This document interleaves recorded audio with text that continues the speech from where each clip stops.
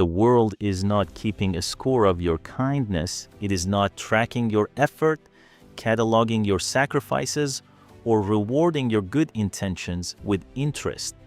The world operates on a single ruthless calculation, one that most people spend their entire lives refusing to accept. How much does it cost to reach you? Not financially, not physically, the cost of access, the price someone pays in effort, in patience, in uncertainty, simply to occupy your attention for a moment. That number, invisible and rarely discussed, determines almost everything about how you are treated.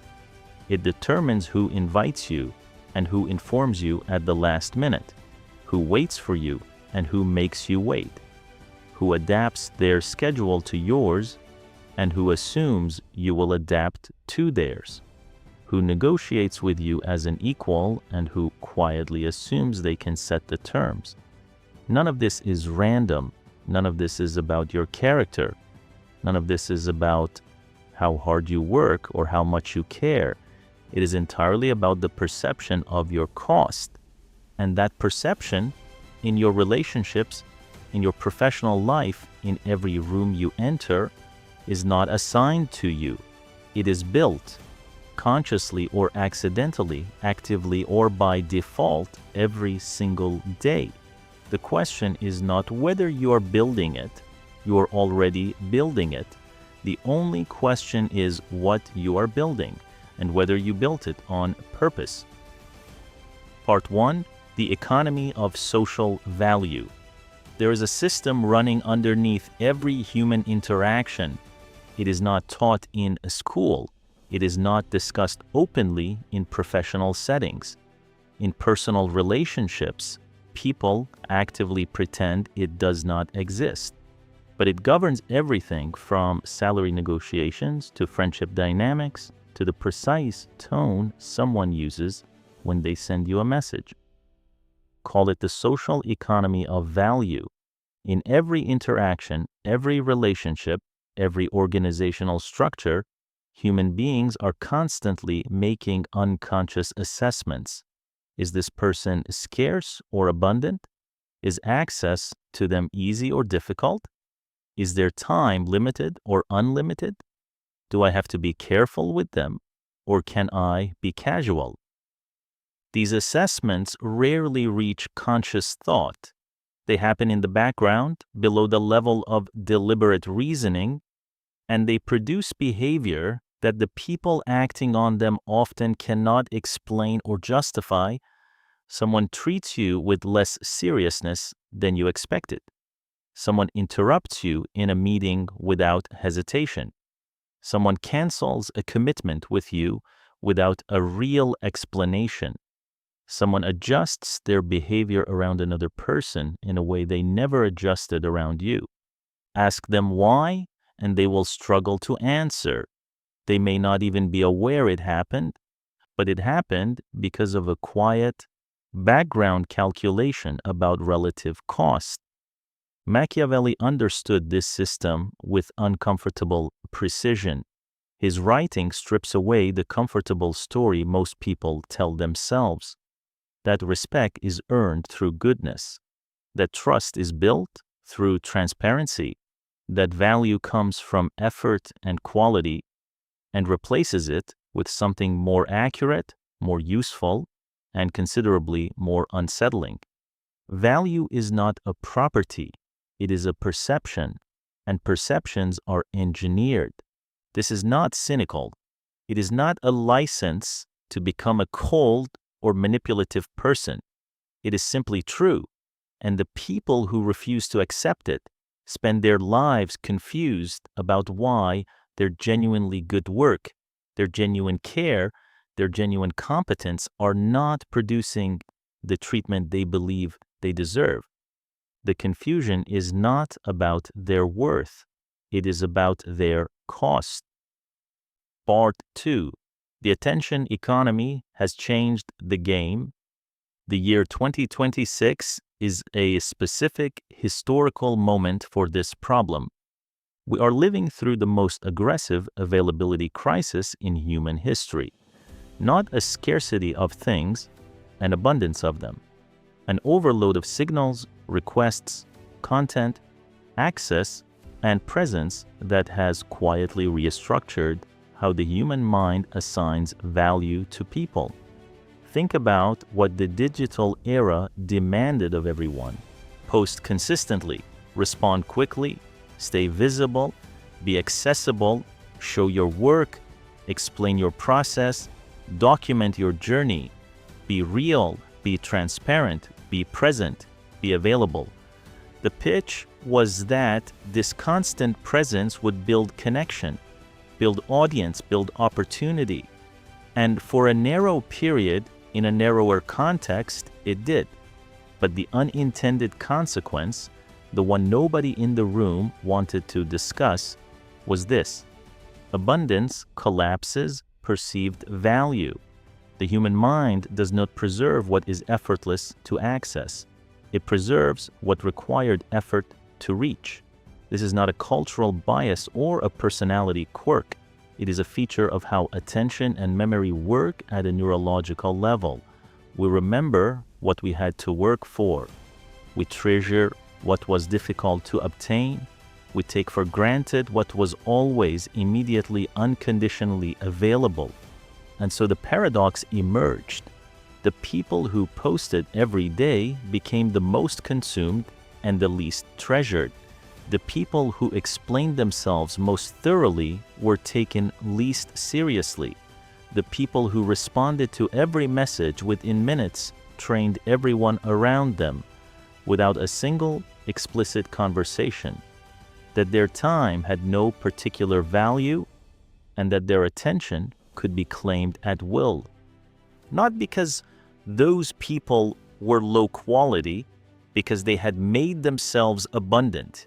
And in a market, social, professional, or otherwise, abundance is the enemy of value. Machiavelli would have recognized this dynamic immediately. He observed it in courts and councils, in the structures of power around Italian city-states, in the behavior of princes and advisors. The names have changed. The medium has changed. The underlying mechanism is identical. The person everyone can reach is not indispensable. The person with limited access is. Part 3. What expensive actually means. Before going further, a definition needs to be established because the word expensive is going to do a lot of work in this video, and it is easy to misread. Expensive does not mean cold. Expensive does not mean arrogant. Expensive does not mean withholding warmth, treating people with contempt, or performing manufactured mystery. Those strategies are brittle, obvious, and ultimately self-defeating. People see through them quickly. Manufactured scarcity, the kind that is clearly performed rather than genuinely lived, produces not respect but irritation. Expensive means something more structural, more internal. It means that your time is genuinely finite and you govern it with intention.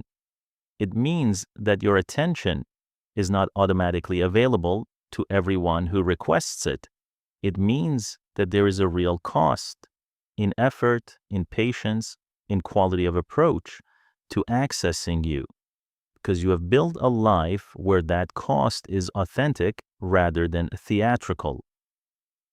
Expensive people are not people who play hard to get.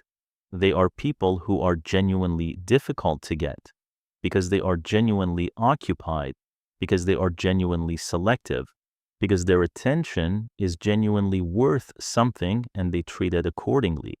Machiavelli's framework here is not about manipulation. It is about alignment, specifically ensuring that how others perceive your value accurately reflects the value you're actually building, rather than being systematically understated by the way you make yourself available. Most people are more valuable than they are treated, not because the world is unfair, though sometimes it is, but because they have built habits of availability, explanation, and accessibility that actively suppress the perception of their value. The goal of this video is not to make you into someone you are not. It is to stop you from communicating that you are less than you are. Part 4. The explanation trap. There's one habit more corrosive to perceived value than any other, and it is one that genuinely decent, intelligent, self-aware people fall into constantly because it feels like the right thing to do. Over explanation, someone questions your decision. You explain it at length. Someone challenges your position. You justify it thoroughly. Someone seems uncertain about you. You provide extensive evidence of your reliability. Someone pushes back. You defend yourself in detail. Every time you do this, you are performing a social transaction that feels like communication, but is actually a transfer of positional power. Here is the mechanism. When you explain yourself, you implicitly invite the other person to evaluate your explanation. And when evaluation begins, the positions of the two parties in that interaction are no longer equal. One person is presenting, one is judging. You have stepped into the role of applicant. They have stepped into the role of assessor. You did not have to do this. They did not ask for it. You volunteered for a lower position because the silence felt uncomfortable, because the uncertainty felt dangerous, because you wanted to make sure they understood. And in doing so, you handed them something they hadn't asked for and didn't need: authority over your reasoning. Machiavelli's observation about this is direct. What is genuinely valuable does not require justification. Value is not argued into existence. It is recognized or it isn't. The moment you begin arguing for your own value, you have already shifted the frame from recognition to negotiation. And in negotiations about your own worth, the person who is explaining is always in the weaker position. This does not mean you never communicate. It does not mean you become deliberately opaque or refuse to engage. It means you become deliberate about what requires explanation and what does not. Some things merit context. Some decisions merit transparency. Some relationships merit detailed reasoning. But many things, more than most people currently believe, are better handled with composed silence, with a calm redirect, with the implicit message that not everything you do is available for review. The person who explains everything signals that everything is negotiable. The person who explains selectively signals that they decide what is negotiable. That signal is not minor. It restructures entire relationships. Part 5. The waiting architecture. Who waits for whom is one of the most accurate real-time measures of perceived value in any social or professional system. Think about this for a moment. In every organization, in every social group, in every relationship structure, there is an invisible hierarchy of waiting. Some people are assumed to be available immediately. Others are assumed to have limited windows. Some people keep others waiting without it damaging the relationship. Others cannot keep anyone waiting without apology. This architecture is rarely designed intentionally. It emerges from accumulated patterns of behavior, from established habits of availability, from the unconscious social agreements that form over dozens of small interactions. And it is extraordinarily difficult to restructure once established.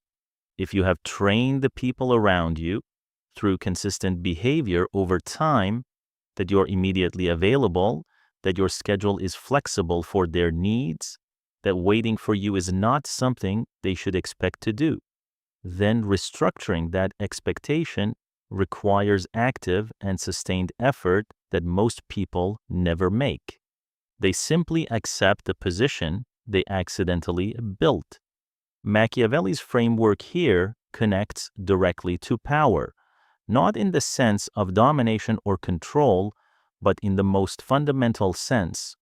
Who is shaping the conditions of interaction and who is adapting to them?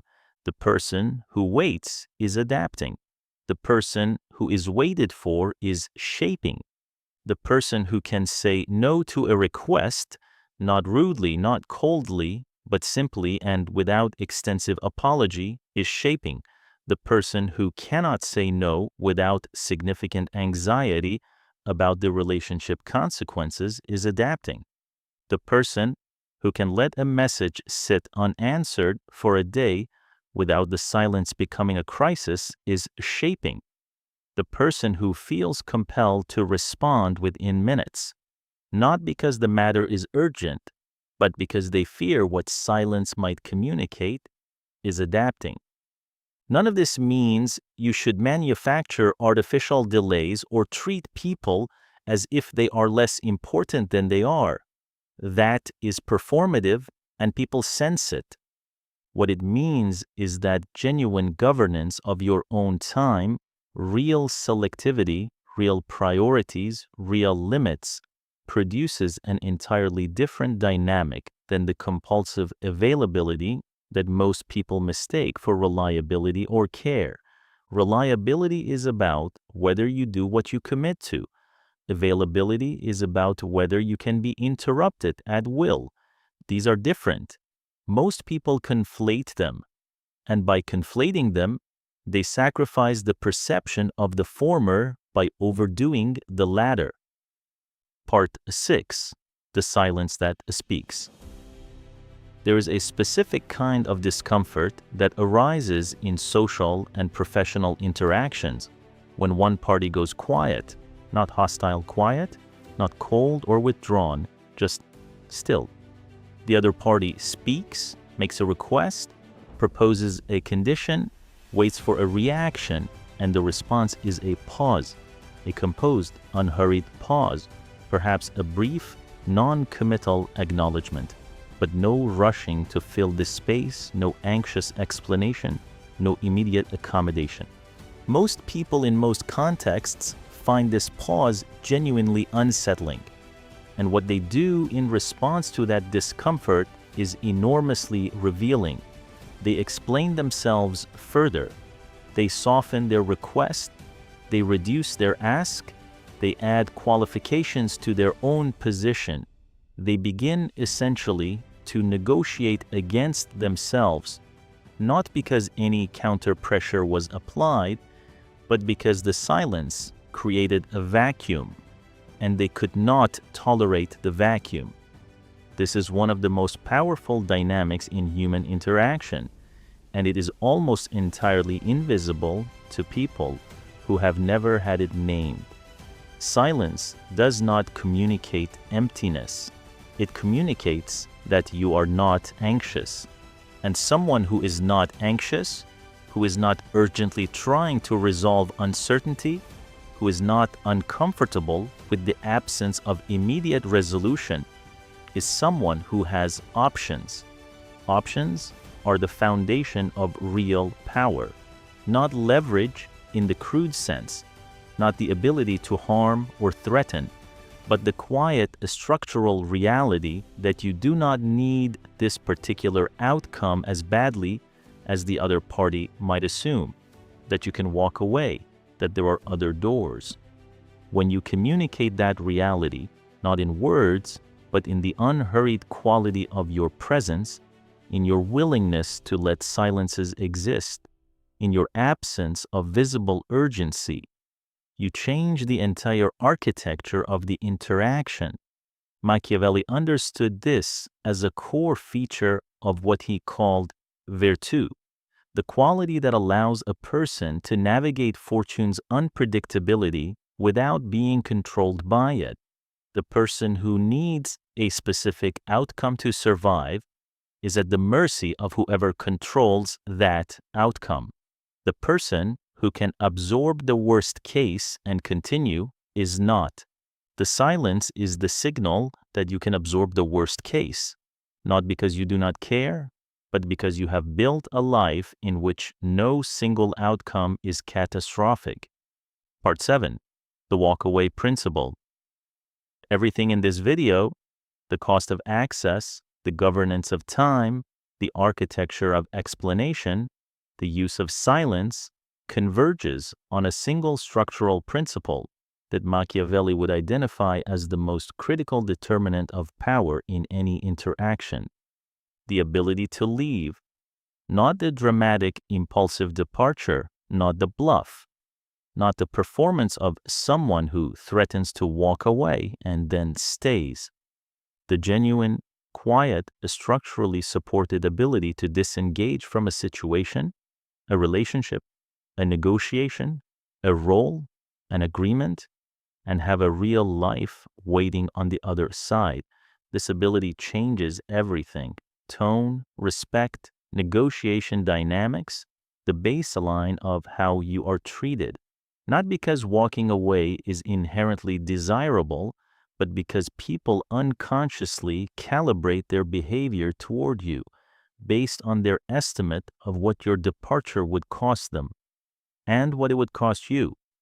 When someone can sense, accurately or not, that you cannot leave, that you are dependent on this relationship, this job, this approval, this outcome, something shifts in how they treat you. Not necessarily consciously, not necessarily cruelly, but the latitude they take with you expands. The care they bring to the relationship contracts. The terms they offer become less favorable. The consideration they extend becomes less consistent. And the reverse is equally true.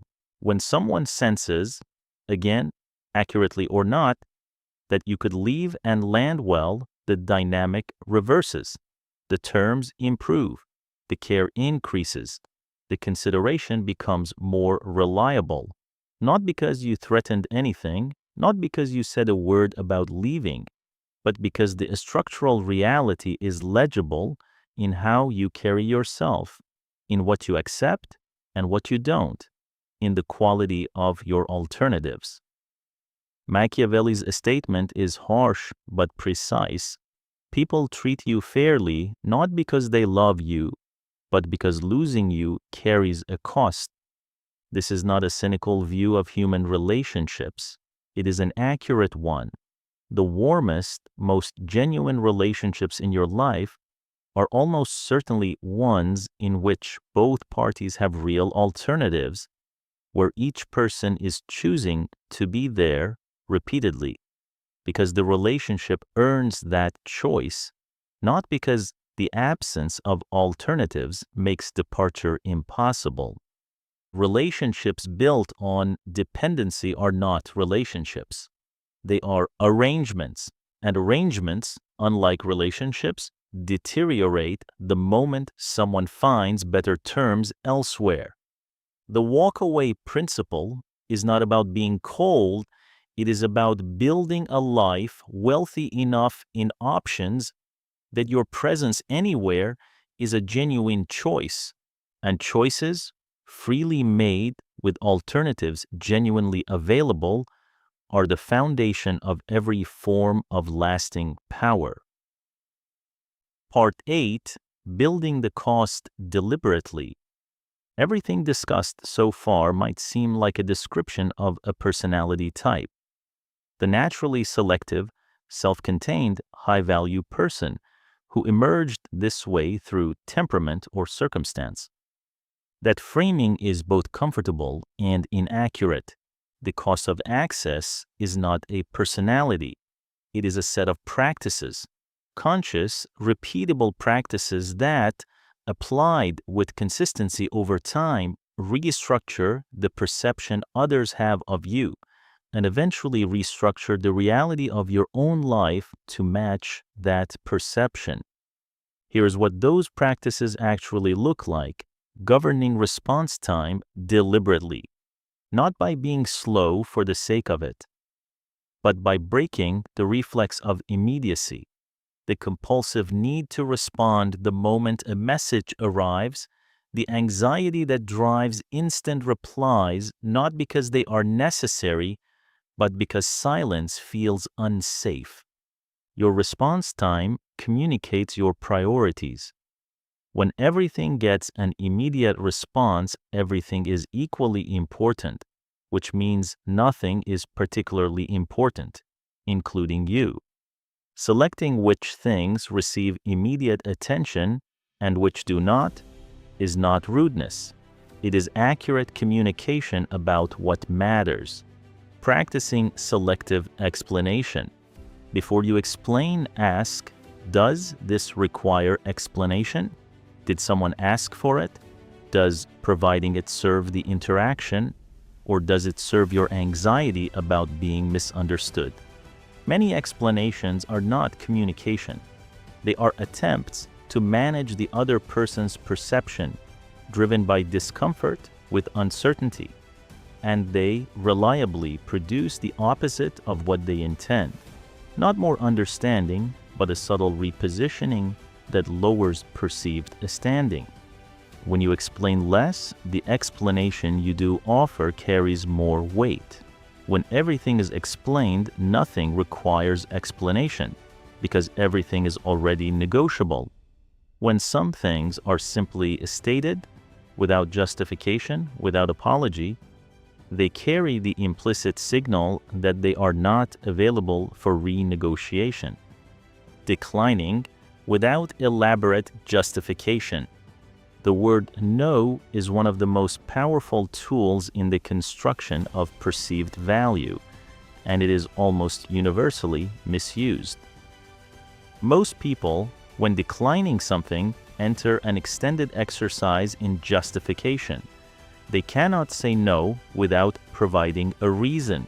They cannot provide a reason without padding it with apology. They cannot apologize without following up to make sure the other person is not upset. The entire ritual communicates a single thing. Your discomfort with the other person's potential reaction is significant enough to shape your behavior.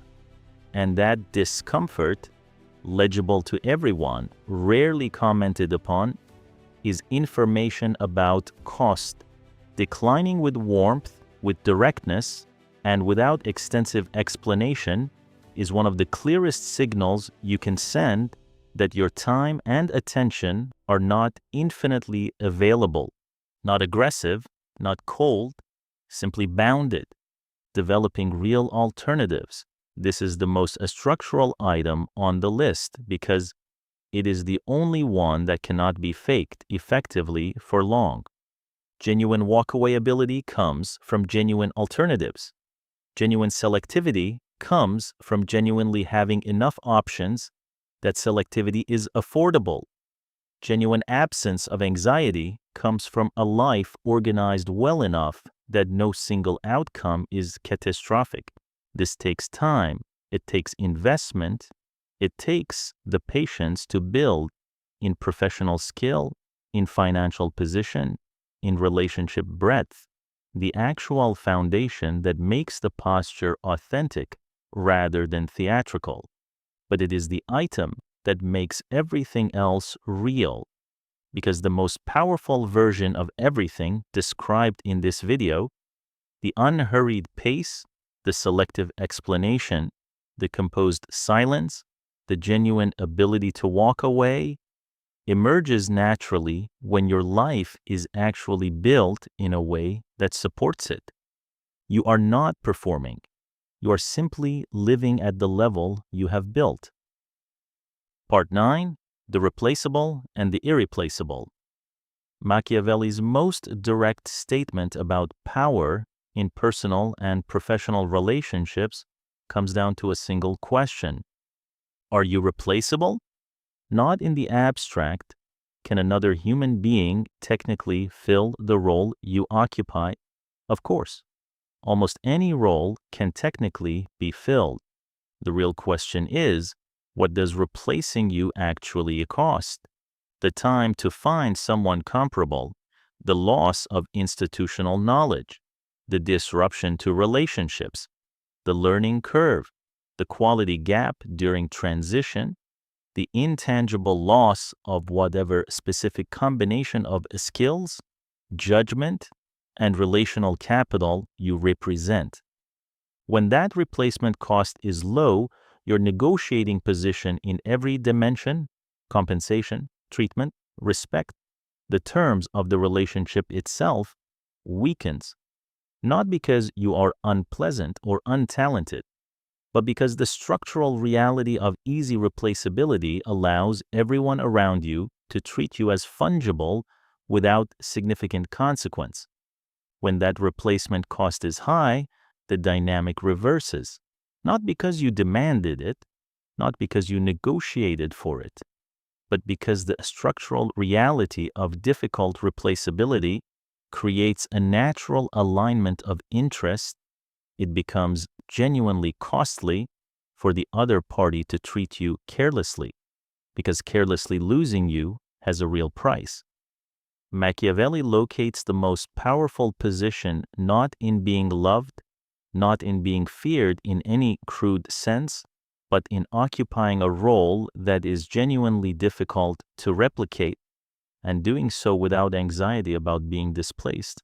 The combination of high replacement cost and low personal anxiety about outcomes is the exact configuration that produces the behavior in others that most people misidentify as natural charisma or earned respect.